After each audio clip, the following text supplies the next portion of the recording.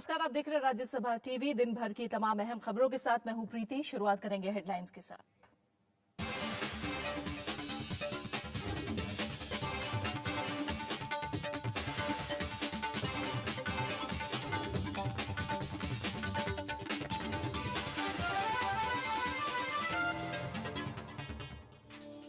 पाकिस्तान की ओर से cease fire उल्लंघन पर वायुसेना प्रमुख सख्त, कहा भारत के पास खुले हैं और भी विकल्प।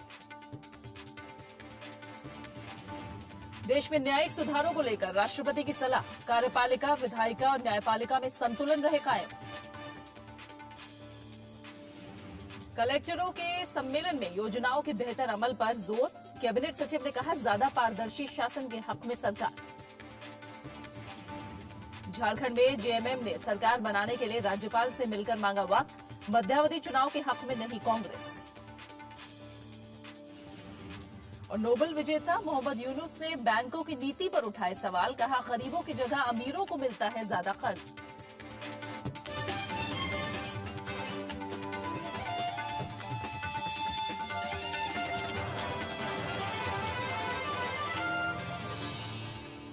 शुरुआत पहले खबर के साथ।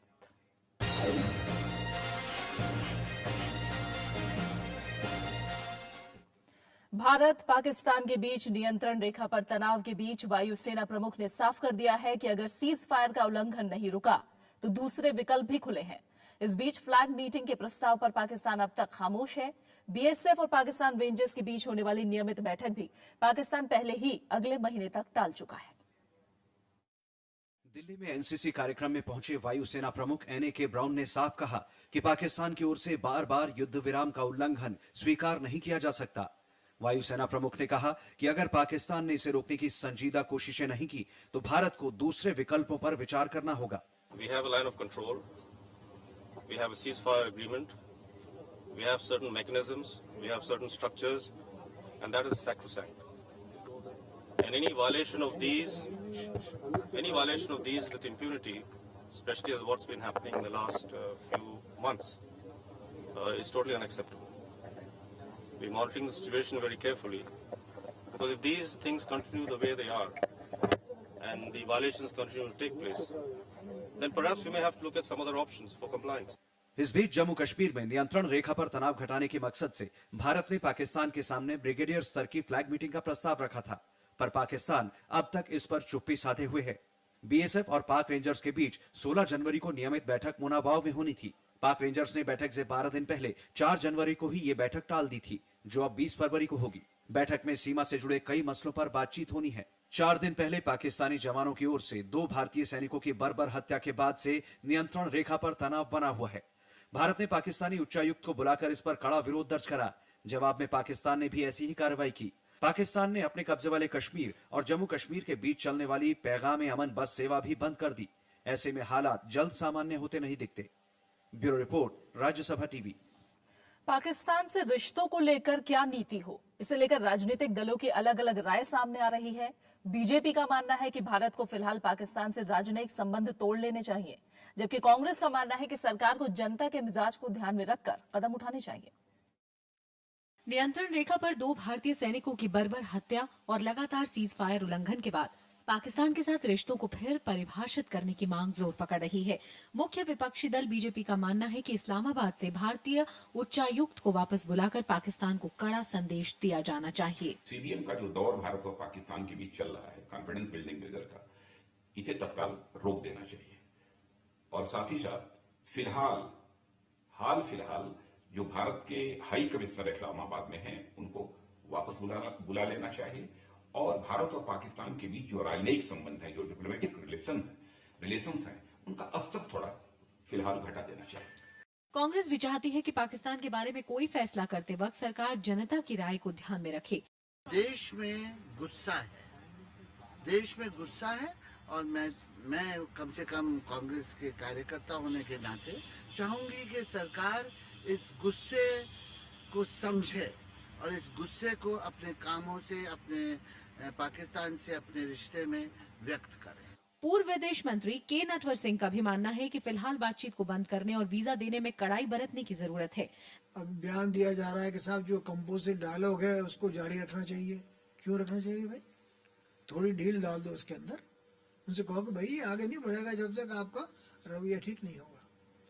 फिर आप कर रहे हैं कि वीजा, गृह मंत्री ने कहा कि भाई कोई रद्द बदल नहीं होगी, क्यों नहीं होगी, स्थिति बदल रही है तो आप कहिए भाई वीजा कम मिलेंगे। वैसे भारत पहले ही पाकिस्तान को कड़ा ऐतराज दर्ज करा चुका है। विदेश मंत्री कह चुके हैं कि इस घटना से रिश्तों पर असर पड़ सकता है। भारतीय सेना फ्लैग मीटिंग बुलाने की मांग कर चुकी है। ऐसे में बहुत कुछ पाकिस्तान के अगले कदम पर भी निर्भर करता है। Bureau report, Rajya Sabha TV.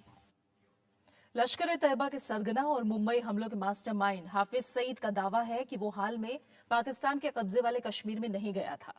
समाचार एजेंसी रॉयटर्स को टेलीफोन पर दिए गए इंटरव्यू में हाफिज सईद ने कश्मीर में हमले बढ़ाने की बात भी कही। हालांकि केंद्रीय मंत्री हरीश रावत ने हाफिज के पीओके में न होने के दावे को गलत करार दिया है। बीजेपी का कहना है कि इस बयान से साबित हो गया है कि पाकिस्तान सरकार आतंकवादियों के इशारे पर काम कर रही है। जो इसके लिए दोषी हैं उनको पाकिस्तान दंडित करे, और विशेष तौर पर जिस तरीके से एक आतंकवादी सरगना का नाम आ रहा है कि वो इस घटनाक्रम के पीछे हो सकता है, वो भारत के लिए बहुत चिंता का सबब है। और जिस तरीके की धमकी की भाषा में बातें की जा रही है वो भी हमको स्वीकार्य नहीं है। जो सरकार वहां चल रही है वो अल-कायदा, जमातुल दावा और हाफिज सईद जैसे लोगों के डिक्टेशन पर काम करती हुई दिखाई पड़ रही है। और इसीलिए सरकार जिस तरह से इन ताकतों को का बचाव करती दिखती है, इन ताकतों की प्रवक्ता बनी दिखती है, उससे बहुत साफ है कि पाकिस्तान जो है वो अमन की बात आतंकवाद की मानसिकता से कर रहा है। वहीं मथुरा के शेरनगर गांव में शहीद लांस नायक हेमराज के परिवार और गांव के लोग भूख हड़ताल पर बैठ गए हैं। गांव वालों ने सरकार और अधिकारियों पर उपेक्षा का आरोप भी लगाया। गांव वालों के मुताबिक सरकार ने शहीद हेमराज को वो सम्मान नहीं दिया जिसके वो हकदार थे। 8 जनवरी को पाकिस्तानी जवानों ने नियंत्रण रेखा पार करके 2 भारतीय जवानों लांस नायक हेमराज और सुधाकर सिंह की बर्बर तरीके से हत्या कर दी थी।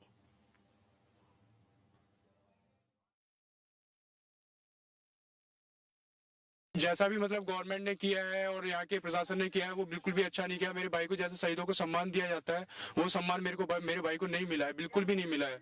मतलब ऐसे तो इनकी आम आदमी के लिए किया जाता है, जो इनकी घर पे इनकी जिनकी डेथ हो जाती है उनके जैसे मेरे भाई के साथ जो शहीद हुए उनके साथ ऐसा किया गया है। कोई गवर्नमेंट का कोई बंदा नहीं आया, ना कोई मंत्री आए, नहीं बैठे सब, कोई ना आया, ना कोई अधिकारी आया, ना कोई मुख्यमंत्री आया, ना कुछ आया। और वहाँ के मुख्यमंत्री और संग साथ के गए और वहीं अपने दाग लगवा के आए। हमारे यहाँ कोई अधिकारी नहीं आया। हम अपने यहाँ से खर्चा किए हुए, अपनी वसोदाते दासत्कार किए हुए। दूसरी तरफ पाकिस्तान में मुंबई हमले के साथ संदिग्धों के खिलाफ सुनवाई फिर 1 हफ्ते के लिए स्थगित हो गई है। मामले की अगली सुनवाई 18 जनवरी को होगी। इस मामले में लश्कर का सरगना हाफिज सईद और जकीउर रहमान लखवी भी आरोपी हैं। बचाव पक्ष के वकील ख्वाजा हरीश अहमद ने निजी कारणों से सुनवाई स्थगित करने की मांग की, जिसे जज चौधरी हबीबुर रहमान ने मंजूर कर लिया। हालांकि आज ही अभियोजन पक्ष के 3 गवाहों से जिरह होनी थी। 22 दिसंबर को सुनवाई 3 हफ्ते के लिए स्थगित कर दी गई थी। इससे पहले हुई सुनवाई के दौरान जांच एजेंसियों के अधिकारियों ने मुंबई पर हमला करने वाले 10 आतंकवादियों की ट्रेनिंग पर गवाही दी थी। अधिकारियों ने ट्रेनिंग कैंपों से जुटाए सबूत भी दिए थे। खबरें जारी हैं, हम लौट रहे हैं एक छोटे से ब्रेक के बाद।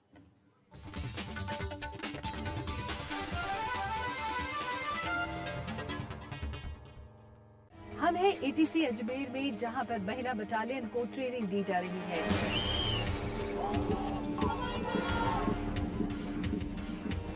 इनकी ड्यूटी, इनकी मेहनत और इनकी लगन इनके बुलंद हौसलों की तर्जुमान रही। सेवा भाव, इंसानियत और तत्परता जिसकी मिसाल है सीआरपीएफ की ये महिला बटालियन।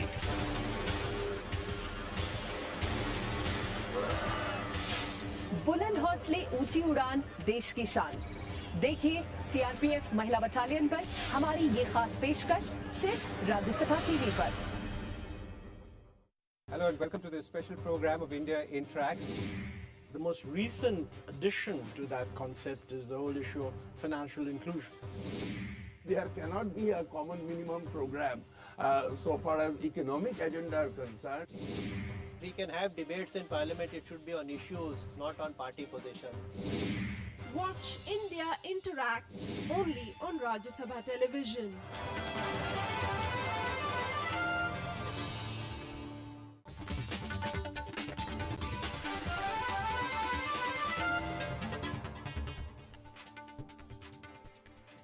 राष्ट्रपति प्रणब मुखर्जी ने न्याय प्रणाली में सुधार करते समय लोकतंत्र के तीनों अंगों के बीच के संतुलन से छेड़छाड़ न करने की सलाह दी है। इंडिया इंटरनेशनल लॉ फाउंडेशन के कार्यक्रम में उन्होंने कहा कि न्यायपालिका की सक्रियता और हस्तक्षेप का सकारात्मक योगदान रहा है, लेकिन ये जरूरी है कि लोकतंत्र के तीनों अंग न्यायपालिका, विधायिका और कार्यपालिका अपनी निर्धारित भूमिका निभाएं। वैश्विक परिप्रेक्ष्य में न्याय सुधार विषय पर बोलते हुए प्रणब मुखर्जी ने कहा कि संविधान में तीनों अंगों के दायित्व बटे हुए हैं और इन्हें एक दूसरे के अधिकार क्षेत्र में हस्तक्षेप करने से बचना चाहिए। उन्होंने महंगी न्याय प्रक्रिया और इसमें लगने वाले ज्यादा समय पर चिंता जाहिर की। राष्ट्रपति ने न्यायपालिका से लोगों को जल्द और सस्ता न्याय मुहैया कराने के लिए जरूरी कदम उठाने की सलाह दी। The existence of the rule of law is a priority. With the highest standards of transparency and the delivery of speedy justice at affordable cost being the two legs that give life and soul to the people, to the precept. These are the components that judiciary should focus on to implement the justice-oriented approach. Justice delivered with these goals can only live up to the highest standards of the ideal. राष्ट्रपति प्रणब मुखर्जी ने देश को लोहड़ी, मकर संक्रांति और पोंगल पर मुबारकबाद भी दी। राष्ट्रपति की शुभकामना है कि हमारे किसानों की मेहनत देश में विकास और उन्नति लाए। उन्होंने कहा कि लोहड़ी, मकर संक्रांति और पोंगल के शुभ अवसर पर देशवासियों को मेरी तरफ से बधाई और सबकी खुशहाली और समृद्धि के लिए शुभकामनाएं। नई फसल, किसानों की मेहनत और कुदरत के उपहार के प्रतीक ये पर्व भविष्य में राष्ट्र के विकास और उन्नति की उम्मीदें हैं। लोहड़ी और मकर संक्रांति 13 तारीख को है, जबकि 14 जनवरी को पोंगल का त्योहार मनाया जाएगा।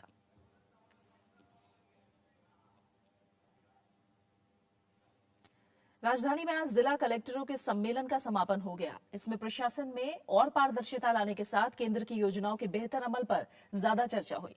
सम्मेलन का समापन कैबिनेट सचिव अजीत सेठ ने किया। उन्होंने जिला अधिकारियों की दिक्कतें भी सुनी और अपने सुझाव दिए। सम्मेलन में मनरेगा, पीडीएस, स्वास्थ्य, कैश ट्रांसफर, कानून व्यवस्था, शिक्षा, महिला और बाल विकास परियोजनाओं के बेहतर अमल पर जोर दिया गया। साथ ही जनता की बढ़ती आकांक्षाओं के मद्देनजर प्रशासन को और व्यवहारिक बनाने पर चर्चा हुई। प्रशासनिक सुधारों की दिशा में सरकार कई कदम भी उठा रही है। इन पर हमारे संवाददाता अरविंद कुमार सिंह ने भारत सरकार के कैबिनेट सचिव अजीत सेठ से एक्सक्लूसिव बातचीत की। कलेक्टर्स का जो सम्मेलन हुआ, इसमें क्या खास एजेंडा था और क्या खास बातें उभर के आई? हम सुनना चाहते थे कि उनकी क्या कठिनाइयां हैं और किस तरह की चुनौतियों को वो का सामना कर रहे हैं, और उनको इस बात से भी मतलब परिचित कराना चाहते थे कि सरकार की ओर से क्या पहल की जा रही है और क्या पॉलिसी डायरेक्शंस हैं। तो इस आदान प्रदान से, और सबसे बड़ी बात यह है कि वो आपस में पारस्परिक रूप से एक दूसरे के साथ अपने अनुभव को का आदान प्रदान कर सीख सकते हैं और सुझाव दे सकते हैं एक दूसरे को। तो इस परिप्रेक्ष्य में मेरे ख्याल से काफ़ी सफल रहा। सर, यहाँ काफ़ी वर्षों से प्रशासनिक सुधारों की बात हो रही है, लेकिन एक बात आमतौर पर देखने को मिलती है कि जो कलेक्टर का कार्यकाल है, कल भी जिस पे चर्चा हुई कि वो बहुत ही सीमित रहता है, उनके बार बार ट्रांसफर्स होते हैं। सर, इससे जो प्रशासन की जो एफिशिएंसी है क्या कम नहीं होती और क्या करने की जरूरत है? नहीं, मैं आपसे सहमत हूँ कि कलेक्टर का जो कार्यकाल है वो एक न्यूनतम इतना तो होना चाहिए कि वो अपने मतलब कुछ प्रभावी हो सके अपने जनपद के अंदर। और केंद्र सरकार की ओर से हम लोग प्रदेश सरकार को, विभिन्न प्रदेश सरकारों को इस बात की सुझाव देते रहे हैं कि वो उनका एक ऐसा न्यूनतम इतना कार्यकाल रखें जिससे कि प्रभावी हो सके। अभी क्या ऐसी मोटी मोटी चीज़ें हैं जिसको सुधार करने की जरूरत है, क्योंकि राज्यों में प्रशासन कई जगह जो है वो बहुत शिथिलता जैसी आई हुई है? नहीं, मैं शिथिलता तो नहीं कहूँगा, मगर हाँ ये है कि इस बात पर हमारा बल रहा है, प्रधानमंत्री जी का भी हमेशा इस बात पर बल रहा है कि कार्यान्वयन प्रभावी होना चाहिए। जो लोकल लेवल पर जो इनिशिएटिव ले सकते हैं उसको अवश्य लेना चाहिए, और हम प्रयास ये करते हैं कि स्कीमों में भी इतनी फ्लेक्सिबिलिटी रहे कि अगर लोकल परिस्थितियों के अनुरूप अगर उसमें कोई वो छोटी मोटी तब्दीली करना चाहें तो कर लें, मगर उसका मुख्य उद्देश्य यही होना चाहिए कि कार्यान्वयन जो है वो प्रभावी हो। केंद्रीय अल्पसंख्यक मामलों के मंत्री के रहमान खान का कहना है कि अल्पसंख्यकों के कल्याण के लिए सच्चर समिति की कई सिफारिशें लागू कर दी गई हैं, लेकिन मुश्किल ये है कि लोगों को इसकी जानकारी नहीं मिल पाई है। लिहाजा इन योजनाओं के प्रति जागरूकता बढ़ाना सरकार के सामने एक बड़ी चुनौती है।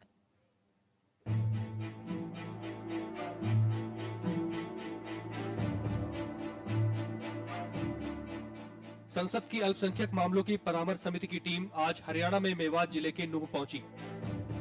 इस टीम ने अल्पसंख्यक समुदायों के विकास के लिए चलाई जा रही योजनाओं का जायजा लिया। तक तो काम बहुत हुआ है, ये नहीं कहना, ये कहना भी गलत होगा कि कुछ नहीं हुआ है, मगर उसमें तेजी लाना जरूरी है, क्योंकि अगर तेजी नहीं लाएंगे वही रफ्तार से करते रहेंगे जो दूसरे जगह जो तरक्की डिस्ट्रिक्ट जो डेवलप्ड डिस्ट्रिक्ट है उसी हिसाब से यहाँ भी काम चला तो ये और भी पीछे रह जाएगा। परामर्श समिति का नेतृत्व कर रहे के रहमान खान ने कहा कि किसी योजना की सफलता के लिए जागरूकता बेहद अहम है। इस मौके पर उन्होंने सच्चर समिति की कई सिफारिशें सरकार की ओर से लागू किए जाने की भी जानकारी दी। अवेयरनेस नहीं है या तो रीच नहीं है, इससे ये इम्प्रेशन बना हुआ है कि सच्चर कमेटी के रिकमेंडेशन अभी इम्प्लीमेंट नहीं हुए हैं। अब रहा सच्चर कमेटी में हमने 2-3 इश्यूज को जो नहीं कर पाए हैं अभी तक, वो एक इक्वल अपॉर्चुनिटी कमीशन जो है वो कर नहीं पाए हैं, वो उसको हम जल्दी लागू करने जा रहे हैं। और इसी तरह से एक डाइवर्सिटी इंडेक्स और डेटा बैंक ये भी बहुत जरूरी है। दिल्ली से करीब होने के बावजूद मेवात का ये इलाका अब भी पिछड़ा है। यहाँ की 80% आबादी अल्पसंख्यकों की है।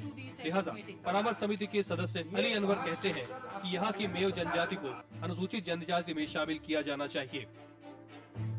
मीना को आपने शेड्यूल्ड ट्राइब कर दिया, मेव को क्यों नहीं देंगे? दोनों का गोत्रपाल एक है, दोनों को के रिचुअल्स कई मिलते जुलते हैं, दोनों के आप डीएनए टेस्ट कराइएगा तो दोनों का मिलान मिल जाएगा। तो इसलिए भाई इस तरह की नाइंसाफी मत कीजिए, दोनों को दीजिए। मेवात को उन 90 जिलों में शामिल किया गया है जहां अल्पसंख्यकों की आबादी की बहुलता है और इनके विकास के लिए 12वीं पंचवर्षीय योजना में कई प्रावधान भी किए गए हैं। पंचानन मिश्रा, राज्यसभा टीवी। खबर झारखंड से, जहां झारखंड मुक्ति मोर्चा ने आज राज्य में नई सरकार बनाने का दावा पेश किया। बहुमत का आंकड़ा जुटाने के लिए जेएमएम ने राज्यपाल से समय मांगा है। इसके बाद कांग्रेस और आरजेडी के नेताओं ने भी राज्यपाल से मुलाकात की। झारखंड में नई सरकार बनाने की कोशिशें जारी हैं। झारखंड मुक्ति मोर्चा प्रमुख शिबू सोरेन और उनके विधायक पुत्र हेमंत सोरेन ने राज्यपाल सैयद अहमद से मिलकर राज्य में नई सरकार बनाने का दावा पेश किया। महामहिम से हम लोगों ने मुलाकात किया और मौजूदा राजनीतिक परिस्थिति के बारे में उनको अवगत कराया है। राज्य में सरकार बनाने की अभी भी संभावनाएं हैं और निश्चित रूप से वैकल्पिक सरकार बनने की स्थिति अभी भी है। इस बीच आरजेडी और कांग्रेस के भी कुछ नेता राज्यपाल से मिले और राजनीतिक हालात पर चर्चा की। कांग्रेस राज्य में फिलहाल चुनाव कराने के हक में नहीं है, मगर जेएमएम के समर्थन पर फैसला आला कमान को लेना है। गठबंधन जारी रहेगी, क्या होगी सब दिल्ली सरकार बताएगी। वो सबसे बड़ी पार्टी है, वो दावा जो पेश किया है उसमें हम लोग बोले हैं कि राष्ट्रपति शासन नहीं लगना चाहिए।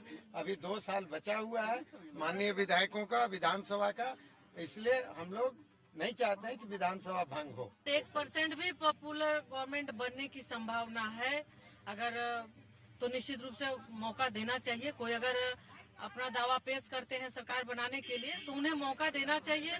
हेमंत सोरेन दिल्ली में कांग्रेस नेता शकील अहमद से मुलाकात कर राज्य में नई सरकार बनाने में मदद मांग चुके हैं। झारखंड में 8 जनवरी को जेएमएम ने 28 महीने पुरानी बीजेपी की अर्जुन मुंडा सरकार से समर्थन वापस ले लिया था। मुंडा ने मुख्यमंत्री पद से इस्तीफा देते हुए राज्यपाल से विधानसभा भंग करने की सिफारिश की थी। राज्य में 82 सदस्यीय विधानसभा में सरकार बनाने के लिए 42 विधायकों का समर्थन जरूरी है। वर्तमान में जेएमएम और बीजेपी के 18 और कांग्रेस के 13 विधायक हैं। इसके अलावा छोटे दलों और निर्दलीय विधायकों की सरकार बनाने में भूमिका अहम होगी। Bureau report, Rajya Sabha TV. Haryana में सोनीपत के खरखौदा में दुष्कर्म पीड़ित नाबालिग छात्रा ने आग लगाकर खुदकुशी करने की कोशिश की। इससे छात्रा करीब 90% तक जल चुकी है। पीड़िता का रोहतक पीजीआई में इलाज चल रहा है। पुलिस ने दुष्कर्म के आरोपी को गिरफ्तार कर लिया है। 5 जनवरी को स्कूल से घर लौटते वक्त छात्रा को झांसा देकर उसके पड़ोसी ने इस वारदात को अंजाम दिया। घटना के बाद से पीड़िता गुमसुम रहने लगी थी। शुक्रवार को उसने पहले मां को पूरी बात बताई और फिर खुद को आग लगाकर जान देने की कोशिश की। इस लड़की की हालत बेहद नाजुक बनी हुई है। HIV एड्स के खिलाफ देश में जागरूकता फैलाने वाली रेड रिबन एक्सप्रेस ने तीसरा चरण पूरा कर लिया। दिल्ली में इस मौके पर रेल मंत्री पवन बंसल और स्वास्थ्य मंत्री गुलाम नबी आजाद समेत अभियान से जुड़ी तमाम हस्तियां और संस्थाओं के नुमाइंदे मौजूद थे। आज से ठीक एक साल पहले ये रेड रिबन एक्सप्रेस देश भर में लोगों के बीच एड्स को लेकर जागरूकता का संदेश फैलाने निकली थी। इस दौरान इस ट्रेन ने 23 राज्यों का सफर किया और 162 स्टेशनों पर रुकी। 1 करोड़ से ज्यादा लोगों तक संदेश पहुंचाकर लौटी रेड रिबन एक्सप्रेस का दिल्ली के सफदरजंग स्टेशन पर शानदार स्वागत हुआ। रेल मंत्री पवन बंसल के मुताबिक स्वस्थ भारत के निर्माण के लिए रेलवे हर मुमकिन सहयोग देगी। I can say with confidence that NACO, the entire NACO family, and all those who've been associated with the running of the 3 phases can look back to the past with a sense of satisfaction that the objective with which they set out with the first phase, they have succeeded in achieving that. Red ribbon का पहला कारवां 1 दिसंबर 2007 को चला था, जो 22 राज्यों से गुजरा। दूसरी रेड रिबन ट्रेन 1 दिसंबर 2009 को निकली, जिसने 22 राज्यों के 80 लाख लोगों तक संदेश पहुंचाया। इस तीसरी रेड रिबन ने 1 करोड़ 14 लाख लोगों तक पहुंच बनाकर नया रिकॉर्ड कायम किया। स्वास्थ्य मंत्रालय मानता है कि रेड रिबन ने इस मुहिम को नया आयाम दिया है। I'd also like to talk about the support we have got from many partners, many ministries and all state governments. But most of all, the Ministry of Railways has been steadfastly with us. सरकार red ribbon के नए चरण के साथ 12वीं पंचवर्षीय योजना में कुछ नए कदम भी उठा रही है। हालांकि कई संसदीय समितियां जागरूकता अभियानों के संबंध में कई तरह के सवालिया निशान लगाती हैं। बावजूद इसके रेड रिबन एक्सप्रेस जैसे प्रयोगों ने निश्चय ही जागरूकता फैलाने में अहम भूमिका निभाई है। कैमरामैन DK पांडे के साथ अरविंद कुमार सिंह, राज्यसभा टीवी, दिल्ली। नोबेल शांति पुरस्कार से सम्मानित बांग्लादेश के अर्थशास्त्री मोहम्मद यूनुस ने बैंकों से जरूरतमंद गरीबों को ज्यादा कर्ज मुहैया कराने पर जोर दिया है। पुणे में तीसरी भारतीय छात्र संसद में गरीबी पर बोलते हुए उन्होंने कहा कि गरीबों की सबसे बड़ी वजह हमारी व्यवस्था है। बांग्लादेश ग्रामीण बैंक के संस्थापक मोहम्मद यूनुस ने आज पुणे में छात्रों से बांग्लादेश में सुधारों की मुहिम में अपने तजुर्बों को साझा किया। उन्होंने बताया कि आजादी के बाद बांग्लादेश में भुखमरी और सूदखोरी का बोलबाला था, तब भी बैंक अमीरों को ही कर्ज दे रहे थे। यही हालात आज भी हैं। You lend money to people who already have money, and you refuse to lend money to people who don't have money. I thought logic should guide you the other way. You should be lending money to people who don't have the money. That should be the first priority. That's not how banks do. Mohammad Yunus ने बताया कि उन्हें बांग्लादेश में ग्रामीण bank खोलने में किन चीजों और विचारों से मदद मिली। उन्होंने ये भी कहा कि गरीबी का मूल कारण हमारे तंत्र में ही है। Poverty is not created by poor people. It's not their fault. Poverty is created by the system that we built, policies that we pursue, institutions that we have created. They create poverty, not the poor people. Poor people are the victims. They are not the creator of poverty. Mohammad Yunus ने भारत को विश्व का नेता बताते हुए देश के युवाओं को वैश्विक सोच का विकास करने की सलाह दी। मोहम्मद यूनुस ने ख्वाहिश जताई कि अगली छात्र संसद में बांग्लादेश समेत सभी सार्क देशों के छात्रों को भी बुलाया जाए। Bureau report, Rajya Sabha TV. Sri Lanka की पहली महिला मुख्य न्यायाधीश शिरानी भंडारनायके पर महाभियोग को राष्ट्रपति महिंद्रा राजपक्षे जल्दी मंजूरी दे सकते हैं। राजपक्षे के प्रवक्ता के मुताबिक राष्ट्रपति 2 या 3 दिनों में अपने संवैधानिक विशेषाधिकार का इस्तेमाल करके इसे मंजूरी दे सकते हैं। चीफ जस्टिस पर महाभियोग पर शुक्रवार को श्रीलंका की संसद मुहर लगा चुकी है। हालांकि वहां बार एसोसिएशन ने राष्ट्रपति से इस फैसले को बदलने की मांग की है। ब्रिटेन और अमेरिका ने सुप्रीम कोर्ट के आदेश के बावजूद शिरानी के खिलाफ महाभियोग चलाए जाने की कड़े शब्दों में निंदा की। श्रीलंका के सुप्रीम कोर्ट ने इसी हफ्ते शिरानी भंडारनायके के खिलाफ संसदीय समिति की तरफ से लाए गए महाभियोग पर रोक लगा दी थी और संसदीय समिति की जांच रिपोर्ट को भी खारिज कर दिया था। भारत के महान आध्यात्मिक गुरु और विचारक स्वामी विवेकानंद की आज 150वीं जयंती है। देश भर में लोगों ने उन्हें अपने अपने तरीके से याद किया। स्वामी विवेकानंद के जन्मदिन को राष्ट्रीय युवा दिवस के रूप में मनाया जाता है।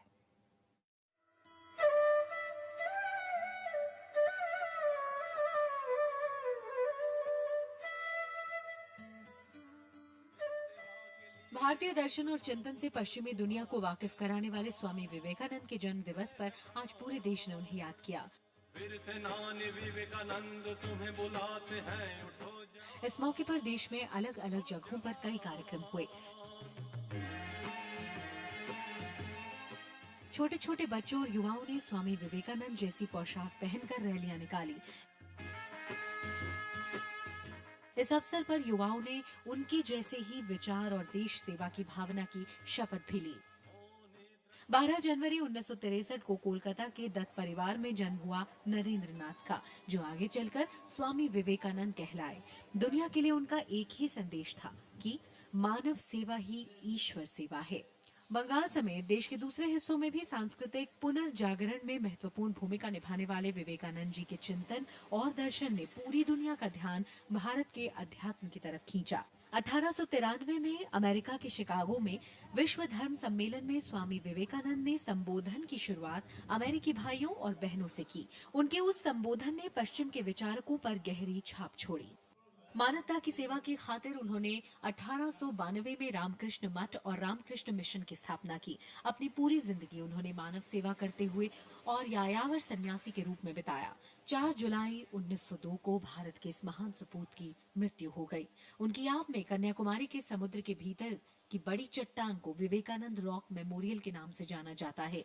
वो तट से इस रॉक तक तैर कर गए थे और यहाँ उन्होंने साधना की थी।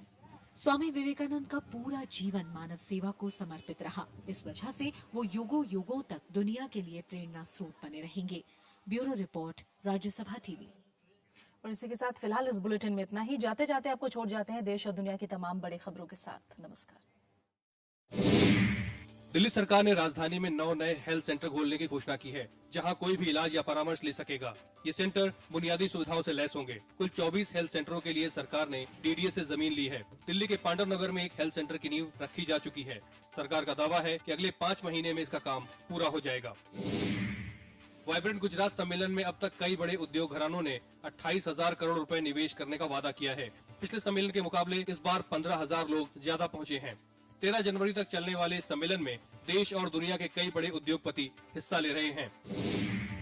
पटना में एक गर्भवती महिला की मौत पर अस्पताल में परिवार वालों ने जमकर तोड़फोड़ की। महिला के परिवार वालों का कहना था कि डॉक्टरों की लापरवाही से महिला और बच्चे दोनों की जानें गई। इलाहाबाद में कुंभ मेले की तैयारियां जोरों पर है। 14 जनवरी से शुरू होने वाले कुंभ मेले में सुरक्षा व्यवस्था की समीक्षा को लेकर पुलिस अफसरों की बैठक हुई। बैठक में 14 जनवरी को शाही स्नान और आम स्नान के मद्देनजर सुरक्षा बढ़ाने पर बातचीत हुई। पुलिस के मुताबिक तैयारियां ऐसी होंगी जिससे तीर्थ यात्रियों को कोई परेशानी न हो। पूरे कुंभ मेला एरिया में हर सिपाही को लगभग 70-80 स्क्वायर मीटर की जिम्मेदारी दी गई है, जिसको दिन भर जितनी बार निकलेगा उतनी बार आंख से देख लेगा कि वो वहाँ पर कोई चीज तो नहीं पड़ी हुई है, खाली बैग तो नहीं पड़ा है, कोई नारियल तो नहीं है, कोई लोटा तो नहीं है, कोई डिब्बा टिफिन तो नहीं है। कहने का मतलब कोई आईईडी बम तो नहीं प्लांट करके चला गया है। पूर्वी चीन सागर में जापान और चीन के बीच तनाव बढ़ता जा रहा है। जापान के 2 F-15 लड़ाकू विमानों की ओर से चीन के Y-8 जंगी जहाज का पीछा करने के बाद चीन ने अपने 2 J-10 जंगी जहाजों को पूर्वी चीन सागर की ओर रवाना कर दिया है। चीन के यूनान प्रांत के एक गांव में शुक्रवार को हुए भूस्खलन में मरने वालों की संख्या 46 तक पहुंच गई है। इस इलाके में कुल 67 घर थे। भूस्खलन में सभी मकान तबाह हो गए हैं और कई लोग अब भी लापता हैं। अफ्रीकी देश माली के कार्यवाहक राष्ट्रपति जियोन कुंडे ट्राओरे ने देश में इमरजेंसी की घोषणा कर दी है। ये इमरजेंसी विद्रोहियों के साथ युद्ध के चलते लगाई गई है।